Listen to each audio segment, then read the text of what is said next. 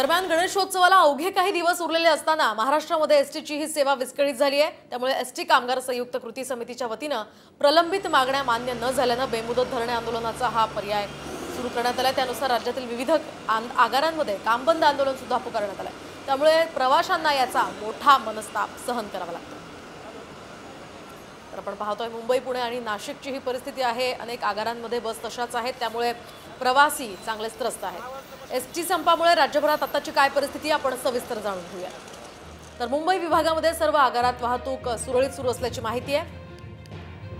मात्र ठाणे विभागातील कल्याण, विठ्ठलवाडी इथल्या आगार पूर्णपणे बंद आहे। विदर्भातील सर्व आगारातील वाहतूक सुरू असल्याची माहिती आहे। तर मराठवाड्यातील लातूर, नांदेड या विभागामध्ये बहुतेक आगार बंद आहेत। शिवाय कोल्हापूर, सोलापूर विभागातील एसटी वाहतूकही सुरळीत सुरू आहे।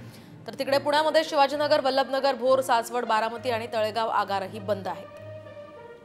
तर सांगलीमधलं मिरज, जत, पलूस हे आगार पूर्णपणे संपासाठी बंद आहे। तर साताऱ्यातलं कराड, वडूज आणि महाबळेश्वर आगार पूर्णतः बंद आहे। नाशिकमधलं सुद्धा पिंपळगाव, पेठ हे आगार बंद आहेत। चाळीसगावमधलं जळगावमधलं भुसावळ, चाळीसगाव हे आगार बंद आहे। तर इतर ठिकाणी एसटीची वाहतूक सुरळीत सुरू असल्याची माहिती।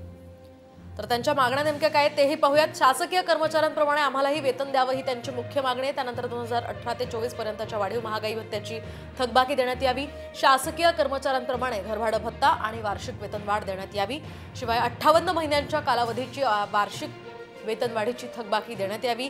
यासोबतच 57 महिन्यांच्या कालावधीचा घरभाडे भत्त्याची थकबाकीही देऊ करावी। या मागण्यांसाठी त्यांनी संप पुकारलाय।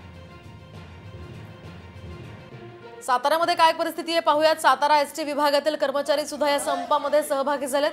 तर सकाळपासूनच सातारा एसटी डेपोमध्ये नेहमीप्रमाणेची वाहतूक सुरू होती।